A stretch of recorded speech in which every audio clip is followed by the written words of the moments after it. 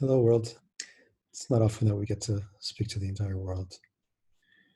And truth is, right now, we're acutely aware of how much we're interacting with the whole world because we're all in this situation together. We realize how much this world is the space that we all share. We realize how much every one of us is a world unto ourselves, is a world unto their own. We care about each and every other person as a microcosm of the entire world. So I want to speak to you a little bit, world. Not because I feel that I have anything so great to add here. Frankly, I have very little to say these days. I feel at a loss for what to say that hasn't been said, a loss for finding direction in a directionless situation. And with all that, there is something that's been with me and that's been on my mind. And it has to do with an experience that a lot of us are facing together right now, which is that we are home. A lot of us are spending the majority of our time at home.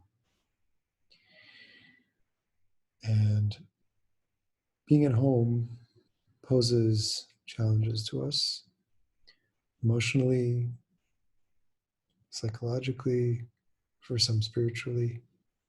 Part of what I've been contemplating is, what does being at home offer us as a new place to be, spiritually, emotionally, psychologically. And what I want to share tonight is some thoughts on being at home. There's a trajectory of the place of prayer, of the place of worship, that the rabbis identify through the characters of Avraham, Yitzchak, and Yaakov, Abraham, Isaac, and Jacob. Avraham, the rabbis say, encountered God on a mountaintop, on Mount Moriah, the place of the Akedah, the binding of Isaac.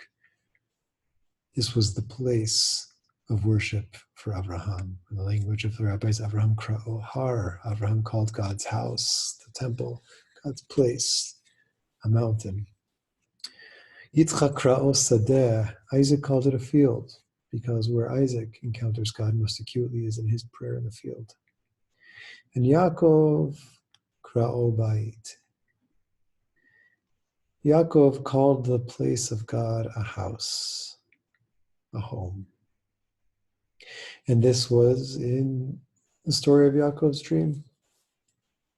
Yaakov's night, where he put himself to sleep out in the wilderness and dreamed of the ladder and the angels going up and down and God atop that ladder.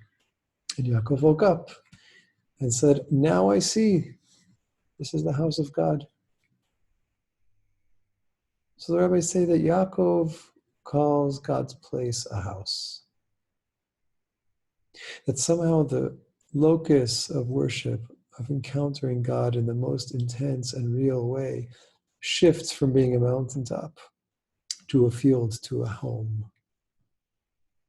And what we see happening there is things becoming a little less distant, a little less grand, certainly less outside of our environs, and becoming much more intimate and close. And not only they become closer to us, but actually the place of meeting God, when it's a bayit, when it's a home, is it's here in the physical space that I inhabit. It's here where I live. It's here in my private life, in my quarters. Here's where I worship God. And for many people, I've heard a lot of people, seen a lot of people writing about and discussing, they're used to going to shul to pray. I've seen people of other faiths saying they're used to going to church and mosque. They're used to going to the place of prayer. And that is a kind of home for us, right? It's kind of a home base for our spiritual lives. But there's an even closer home, which is the place that we all live in. And right now, this is our place of worship. Right now, this is our place of encounter, of prayer, of devotion, of being with God. I want to look a little more deeply into this story of Yaakov's dream and just uncover some of the layers of what it might mean for us to enter into home as the place of meeting God. With Yaakov as our guide, Yaakov as our model. Frankly, the story starts off not at home at all. It starts off saying, Vayetze Yaakov mi Beersheva, Vayelech Charana. Yaakov actually leaves his home. Yaakov leaves Beersheva. This is right on the heels of the story of dressing up as Esav, taking the brachos from their father Isaac. And Esav swears to kill him, and his parents say, get out of here. Go on your way. Find a wife. You'll come home one day. But Yaakov has just left home. He is homeless. And he's on his way to the place of Haran. But right now he's in between. These words, even Beersheva, Haran, the names of these places. Beersheva means the well of satiation, of svi'ah, the place where he had everything he needed. He's leaving that well of riches, of support, of being provided for. And he's going Harana, to the place of Haran. The rabbis say Haran has to do with Haran Af, place of anger, the place of frustration. He's leaving a place of satisfaction and he's on his way to a place of anger and disappointment. And what happens to him? Vayifga b'makom vayalen sham kiva hashemesh.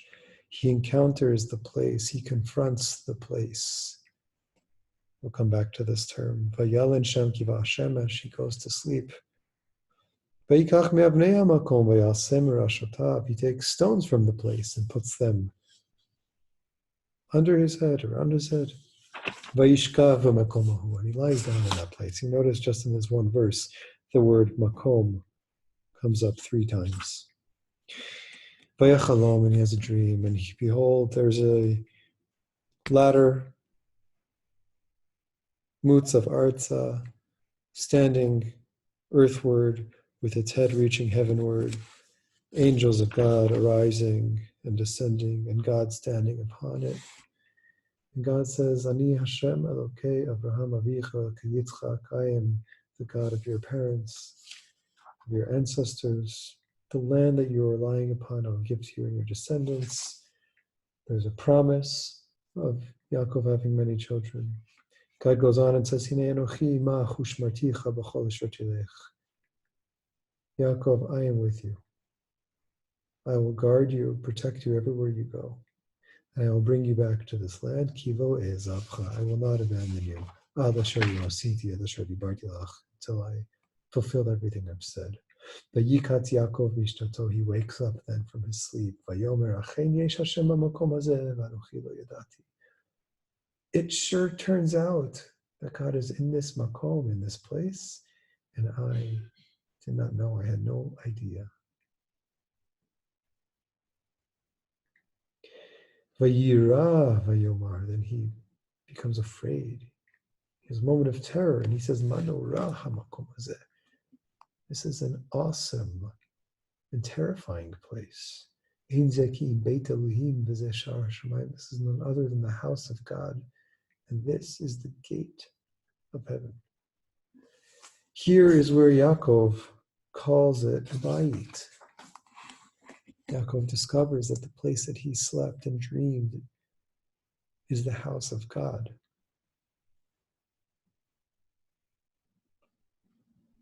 What actually happens here in this story to show Yaakov that this is the house of God? Remember, he's homeless. He's left his house. He's sleeping in the wilderness at night because the sun sets and he's got nowhere to go. So he takes some rocks and goes to sleep and has this dream. And in this dream, God is telling him very strongly and directly, I am with you everywhere you go. I will not abandon you. I am here. Yaakov wakes up and says, God is really here, and I did not know that. And then he wakes up even more with a sense of terror to say, I'm standing in God's house. This is the gate of heaven. The house of God is the place Yaakov finds himself in. It's the place he stumbles into, or rather the realization he wakes up to by realizing that in this place that he is, this place where he thought God is mamash not with me, here too, in this case even more so here, so powerfully here, this is nothing other than the place of God. God is so much with me here, exactly here.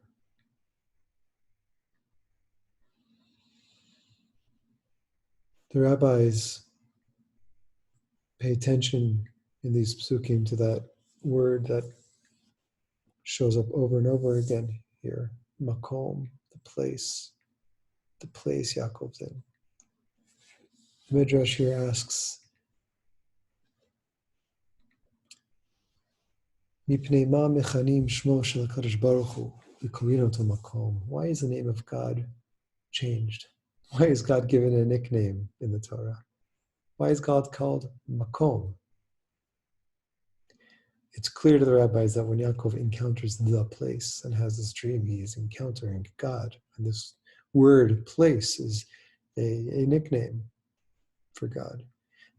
The rabbis say God is called the place, Shuhu Mekomo Shel Olam, because God is the place of the world. Ve'eino Lamo Mekomo. God's world is not God's place. As if to say, it's not as we think that the given is, here we are, we live in this world. Yes, God created this world, but here is this world separate from God or absent of God. And maybe here in this world we might find God, but that the given is the world and God is somehow appears within that context. So I would say, no, it's the other way around. Hu mikomo shel olam, the backdrop of all that is, the space of all of this is divine. The space of all of this is none other than God. And this is taking place in God. This is happening in that divine space.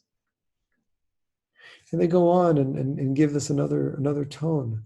Min madichtiv hine makomiti. We learned this from what we just saw in Parsha of the Shabbos Kitisa. God says to Moshe Rabbeinu, hine makomiti. Come, there's a place with me. Remember, Moshe wants to have God's way revealed to him, God's glory, God's honor revealed to him. So God says, I'm going to invite you into this little cleft in the rock, and I want you to stand here, hine makom iti, and I'm going to pass before you. Remember, say, hine makom iti, God is saying, place is with me. Haveh HaKadosh Baruch Hu mekomo shel olam ve'eino lamo mekomo. Meaning that when you find yourself in place, the experience of having a place, makom iti, you are with me there. Having a place here, all of a sudden, and even in Yaakov's case, being at home, doesn't so much have to do with what space are you in. What are the physical surroundings you're in? As we said, Yaakov is homeless. Moshe Rabbeinu in that story, he's in a cleft in a rock somewhere on Mount Sinai. But we don't always feel that we have a place where we are. And what we're being told here, the rabbis are telling us here, learning from these stories in the Torah, is that makom iti, the ability to find ourselves in place, to experience ourselves as having a place wherever we are, whether we're in our physical homes, whether we're in our house of worship, whether we're in a parking lot somewhere. Whether we're at home because we have to be at home when we would rather be somewhere else, or think that we should be somewhere else. No, no, no. The avoda here is not to be where you think you need to be. The avoda here is to find yourself in the place that you are. And when we touch into place, that's that divine whisper, Hine makomiti, here you are with me. I'm giving you this place. We enter into the place that we're being given by God. Here, in real time, in real place, in this world, in Mikomo Shalom.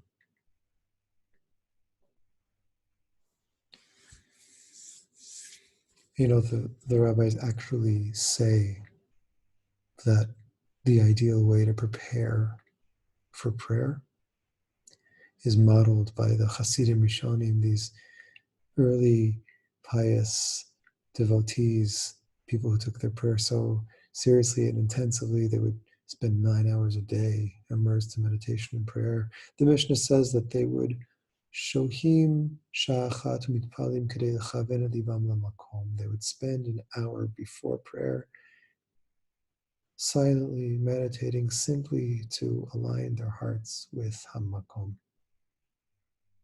with the place, with being here, with being where they are, with arriving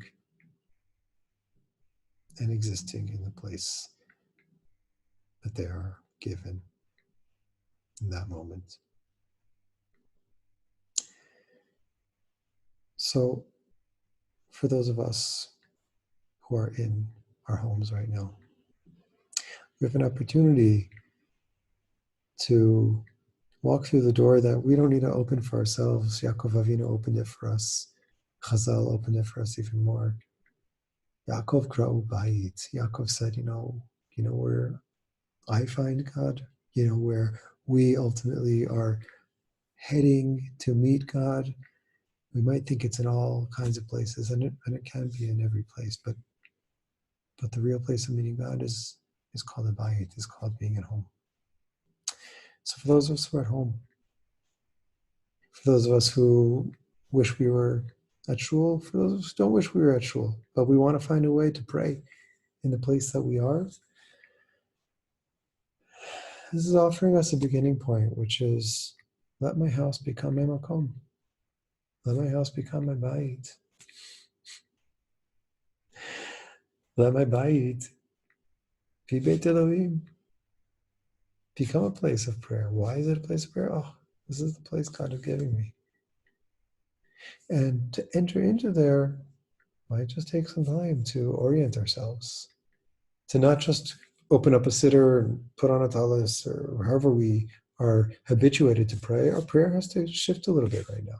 And the truth is, this whole thing of waiting before you pray, it's brought the halacha as standard practice, even when you do go to shul, to arrive there first and spend some time just being there before you even open your mouth. So here we get to really, really start at the very beginning. We get to be mamash in our bayit, mamash in our makom. It might take looking at our house with new eyes. It might take just sensing the space as it is. Physically feeling the air here, noticing the light in the room. Sensing the energy of this space in our bodies. It might involve turning our attention into our internal state. This is also a makom. This is also a place in which we exist. I exist in this body, heart, and mind as it is right now in this moment. Before I can pray, I become present in here. And to become present in here, it helps to take some time to notice what's going on in me, what's present for me now. Not to necessarily try to wipe it away or get rid of it, but to really be aware of what is the space I'm in. and to pray from this space, to allow my space physically, externally, my space emotionally, mentally, internally. Let this be a place where I can invite myself into communication with God. I am here and God is here. What this Midrash is really telling us, Vayifkat HaMakom, is really what the story of Yaakov is telling us, is when I really arrive here in presence, I can be present with God. And I can't really be present with God if I'm not really here.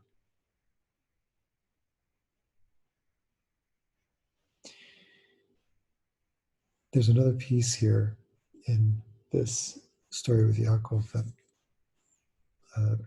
I want to add here, which is, it says after his whole dream, Vayikatz Yaakov Mishnato. Yaakov wakes up from his sleep. The rabbis say, don't read it Vayikatz Mishnato, ela mi Mishnato. Yaakov woke up from his Mishnah, from his learning, from his Torah learning.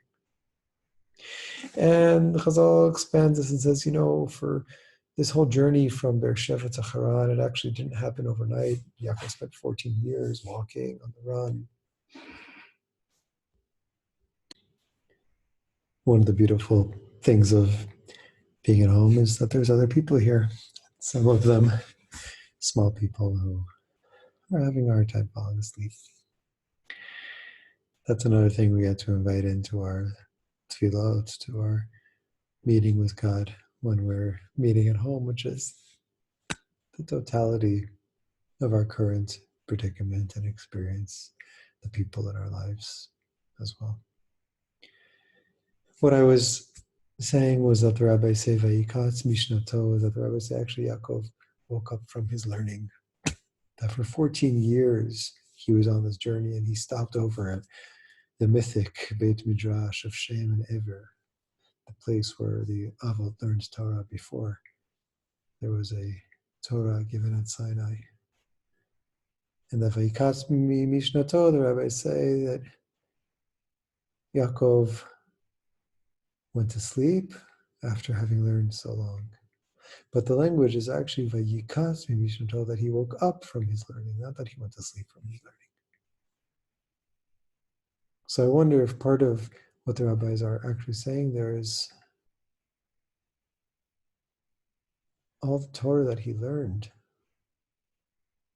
when it came the moment that he had to encounter his life outside, mamash, outside of everything he knew, the Torah he learned became sleep. He had to wake up from everything he knew until now to find God, to meet God anew, to meet God here in this place, to be in God's house. The Beit Midrash was wonderful, taught him all the tools, all the information. I'm thinking now, we have all the things we relied upon until this moment, our spiritual tools, even our emotional tools, our knowledge about what's happening in our world, all the articles we can possibly read, all the information we can gather. It's all helpful and valuable and important. And there's a point at which we also exist beyond it.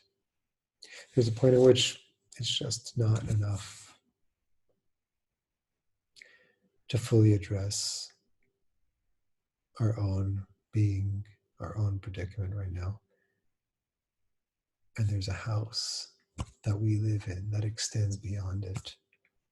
There's a point at which we have to put it to sleep and wake up into just where we are and say, here's where I need to find God. God, here's where I need you. Here's where I'm going to pray. The place of prayer is offering us an ability to call on God, to invite God into the home that we inhabit beyond any article or any learning we've done until now. Because this is when we're in a situation that we've never been before. He calls on us to find ground in this groundless place. For the groundlessness that we've never stepped into before to become our new ground, for this home to become our new home, our deeper home, in a way that hasn't been until now.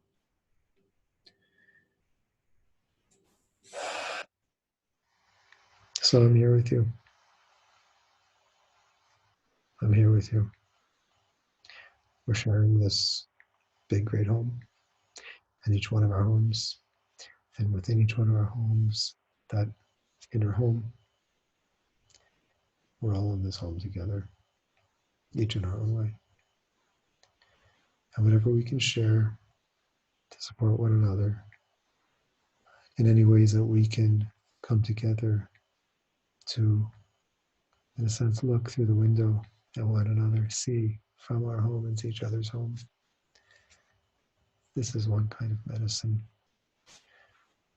If this is valuable, I would love to share small pieces over the course of the coming days and weeks of approaches to parts of our tefillah, parts of our davening that can open up to us in new ways now that it's just us and God sitting in this home. It's just us and these words and these hearts and these bodies praying.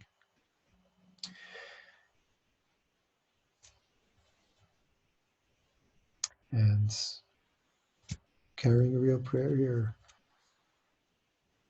of the words of the Navi, of the prophet, Ki beiti beit tefillah yikra lekol ha'amim.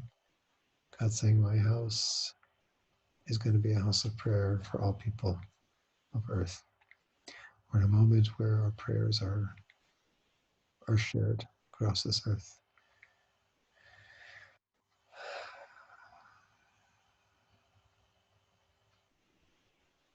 May we really pray in God's house.